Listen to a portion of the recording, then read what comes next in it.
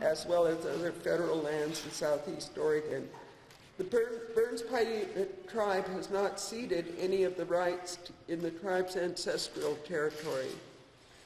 The Burns-Paiute tribe's ancestors signed a treaty with the federal government in 1868.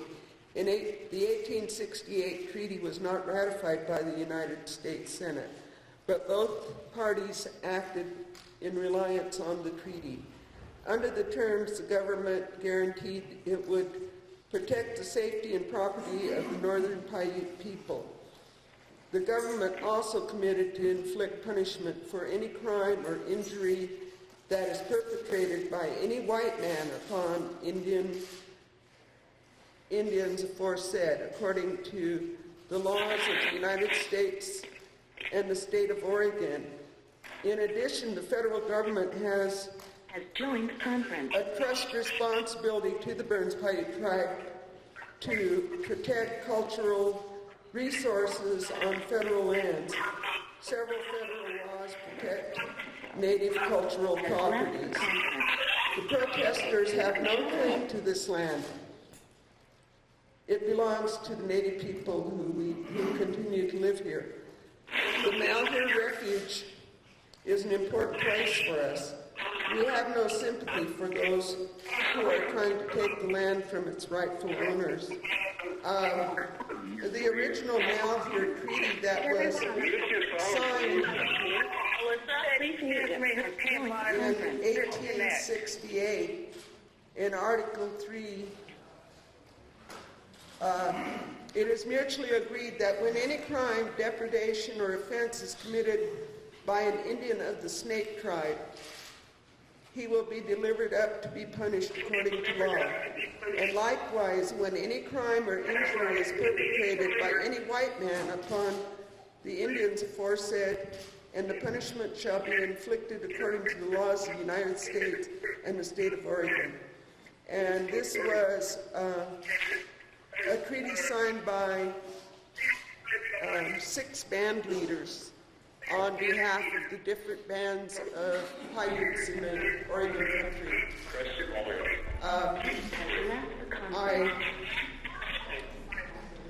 I really sincerely believe that we've had a good working relationship.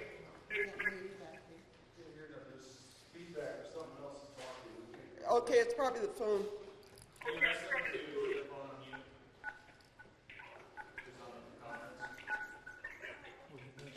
It's got a speaker with an X. Okay, maybe that'll make it better. Anyway, where was I? But anyway, we feel strongly because we have had a good working relationship with the Malheur National Wildlife Refuge. We look at them as a protector of our cultural sites in that area, and because of our wintering grounds there are a lot of sites that are important to our tribe. We have sites that are protected within the boundaries of the wildlife refuge. And we have a memorandum of understanding that as tribal people we can go in there and do those things that we normally did in that area. Everything except hunt. And, and that hasn't been a problem with the tribe. But we met with the refuge people yesterday, the archaeology department, because we're concerned about the cultural artifacts, things that might be damaged in that area. And I just, wanted to give you a brief background of what we have endured over the years, and for them to come in and say we're going to give it back to the rightful owners. I was laughing. I told one of my friends, they said, what are you doing? Are you at the rally? And I said, no. And they said, well, what are you doing? I said, I'm sitting here trying to write an acceptance letter when they return all this land to us. And you know, we know they didn't mean us. You know, they meant themselves. And I don't feel that their method of dealing with this issue is the way things should be handled. And when, you know, they wanted us to give up the land, we didn't do it. We never gave up our Aboriginal rights to any of the territory from the Cascades, from the Blue Mountains down into Nevada, California, whatever. And we did have a treaty, but it wasn't ratified, so therefore it was a contract that was never completed. And so we as a tribe view that this is still our land, no matter who's living on it. And that the Aboriginal evidence is there. You know, we have a lot of archaeology digs and things in the area that trace our ownership or inhabiting the land for, you know, thousands of years. And if you'll notice, there's a video showing behind me. This video is called "The Earth is Our Home." It gives an idea of how we existed prior to the coming of the settlers. And some of the things that we do, we utilize the marshes, things like that at the refuge to get supplies and things for our traditional cradle boards. We take our kids down every summer to build tule boats, and you know, there's a lot of activity down there as far as the tribe's concerned, and we'd like to keep it that way. And we don't want people who have no interest in this country at all in here ramrodding their way through things and possibly, you know, being destructive. And we don't condone any of their activities. I understand that Mr. Bundy is leaving, going back to Las Vegas, so he can go back and give the Moapa Paiutes bad time.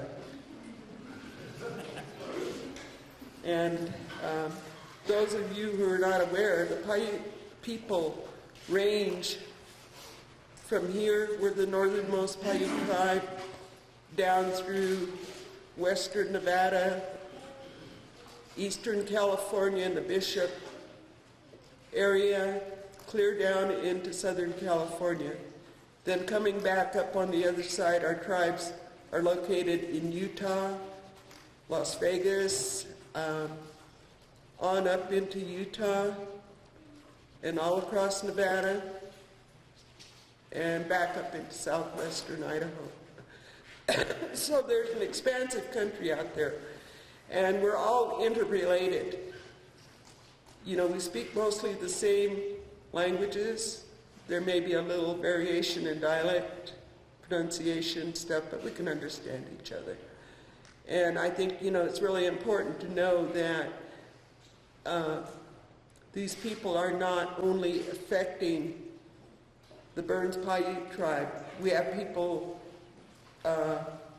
on the Confederated Tribes of Warm Springs. I was on the phone with them last night, and they're offering their support if we need any type of help. The Fort Bidwell tribe is on the phone, and I don't know who else has checked in, but I know that we have the tribal support from other Paiute bands in this area. So I'll shut it down there, and you're welcome to ask questions. Excuse me, please introduce yourself and who you're working for. Yes. Yeah, thank you for talking to us today, Chief. Chair, could you talk a little bit about your ceremonies? What kind of ceremonies do you do at the refuge? Can you talk a little bit about that? And also, can you give us a sense of the size of the tribe? What is the population of the tribe? who's listening? Okay, the population of the tribe is 420. The tribally owned lands amounts to about 10,000 acres. The land in trust for the tribe is about 1,000 acres. We have 11,000 acres of individual allotted lands out in the valley that are remnants of the old Malheur Reservation. They're within the boundaries of that reservation.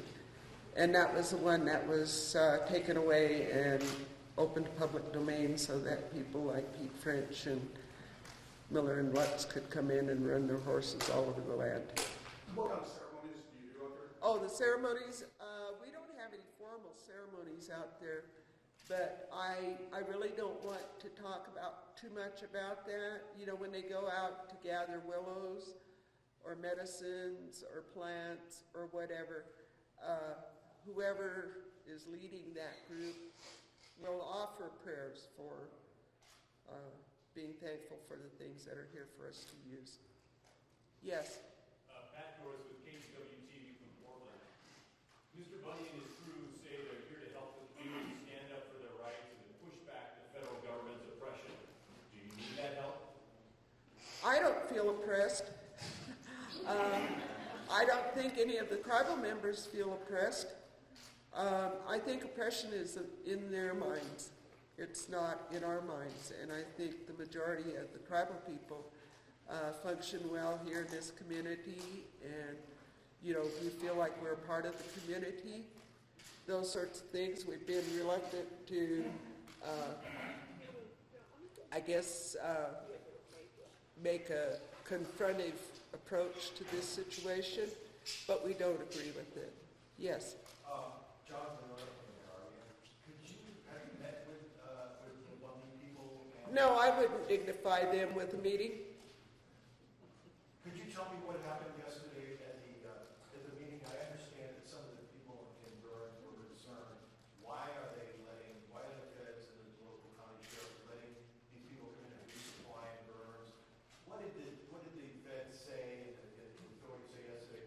Their plan of action? My understanding is that this is it's part of the federal park system, the Malheur National Wildlife Refuge. It's not under the jurisdiction of the local authorities. It's under federal jurisdiction, and therefore the feds are taking the primary lead role in whatever happens out there. Can they explain what they're going to do to people? No. We've all heard the rumors. Certain people have warrants for them. Certain people are going to be arrested. Those sorts of things. And, you know, it is fearful because, you know, people have to have a certain mind frame in order to do things like this. You said you heard that Mr. Bundy was going back to Nevada. When did you hear that? It was on the news this morning. Could you tell us a little bit about the historical use of the land? What kind of resources were important, and are those resources threatened in any kind of way? At this time of year, there really isn't too much of a threat to things unless they're really hardy and they want to go out and do things. I know they were calling for blankets, and I said, you know, the generous thing for the tribe to do would go down and teach them to have a rabbit tribe and have them make rabbit blankets so they can keep warm. Yes? With the Missoula Independent in Montana, I'm curious because it seems like these ideas that are kind of behind the standoff happening here in Oregon are also widespread throughout many western states and have the backing of western politicians and many legislators. I wonder if when you talk to Paiute tribal members across Nevada and Idaho, if you hear concerns that these ideas will catch on in their states as well. Well, I was just at a hearing on water quality standards for the state of Idaho last month, and their referral to the native populations as a subpopulation really irritated me, but it also gives you an idea of what we're looking at as far as legislative people in other states. I feel comfortable with the Oregon delegation and that, you know, they will do the right thing.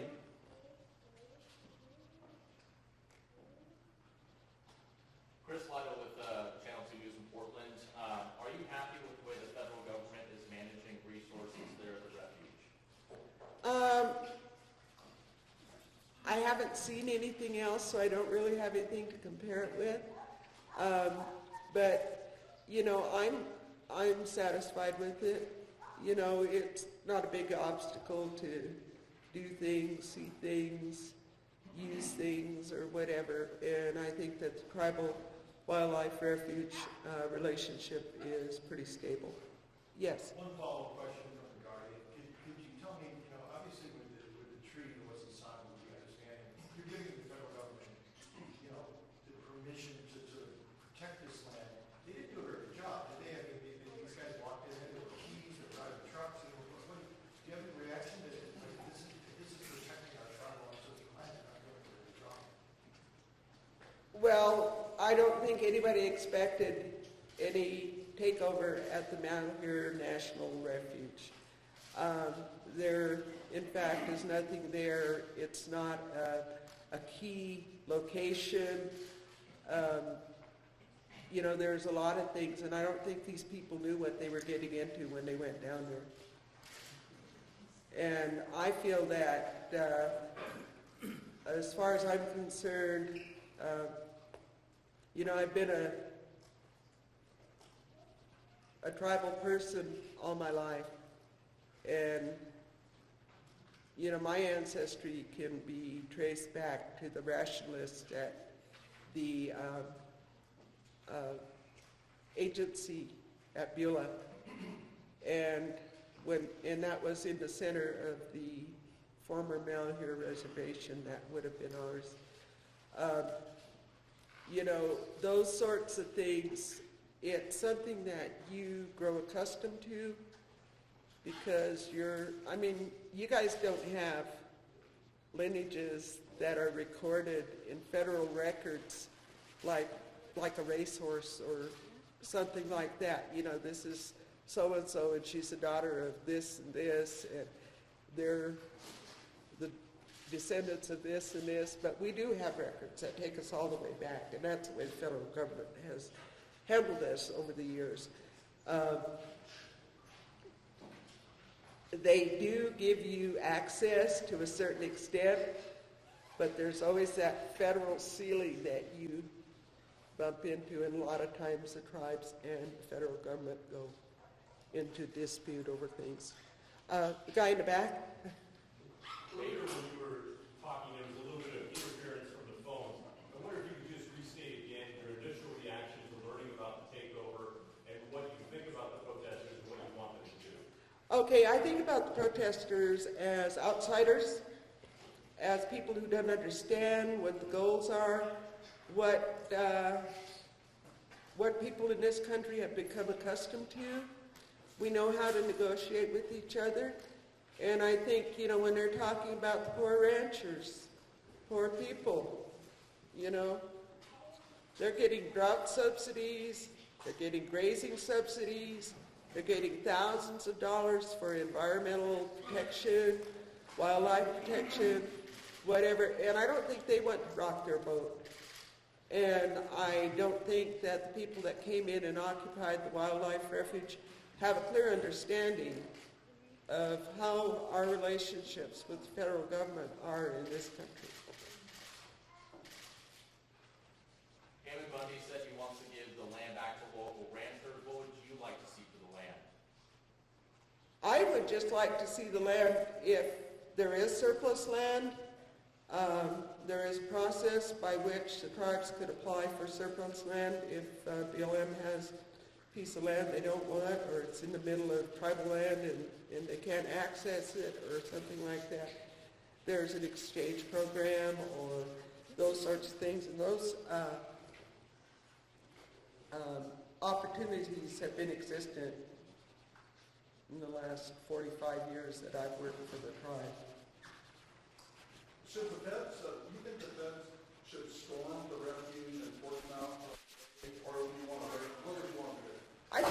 wait them out. See what happens with their leader gone. What's that? See what happens after their leader leaves. How about power? Should they cut off the power? Should they, what would you do? I would. There's a Wolf Washington Post. Since the treaties were never ratified, has the tribe ever thought of pursuing any sort of legal means to remedy this situation? Okay, in 1968, the tribe went in and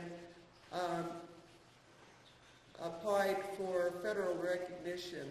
For about 100 years prior to that, we were basically non-existent as far as federal government was concerned.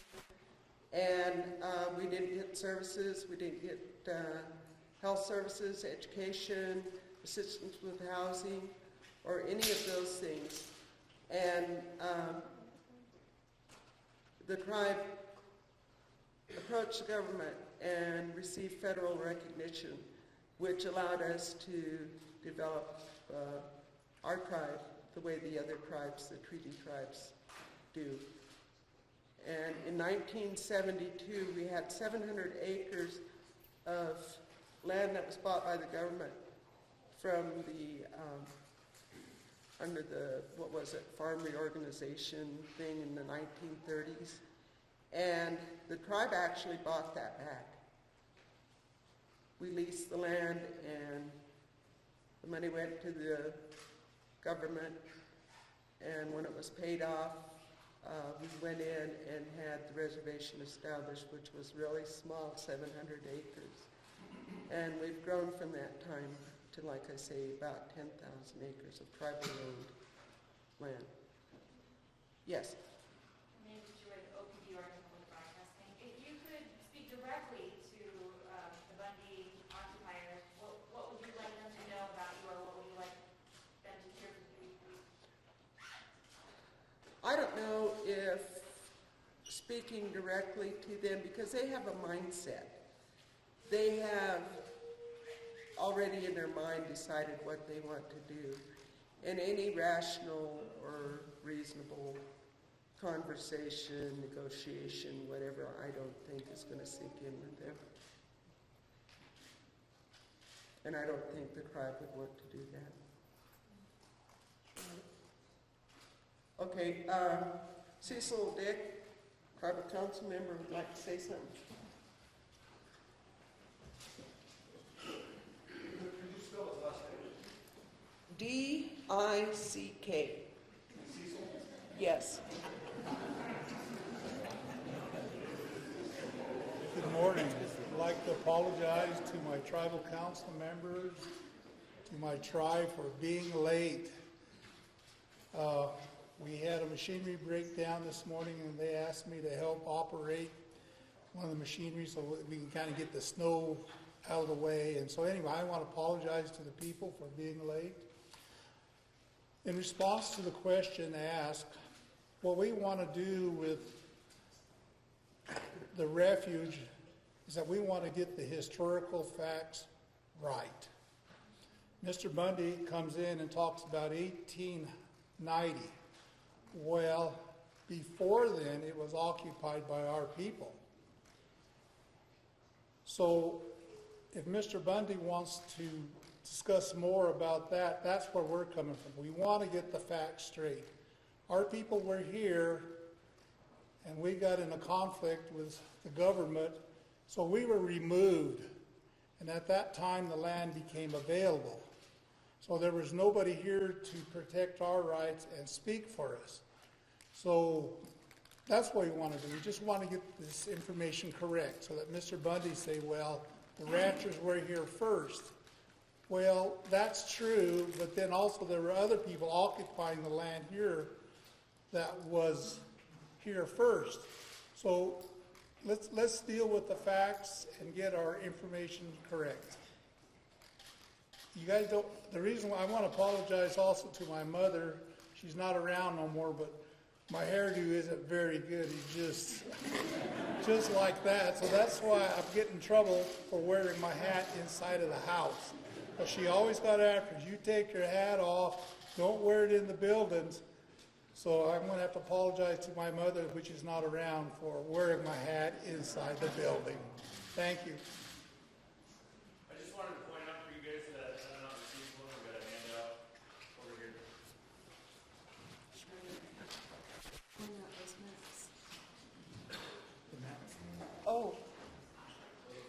Yeah, in the packet,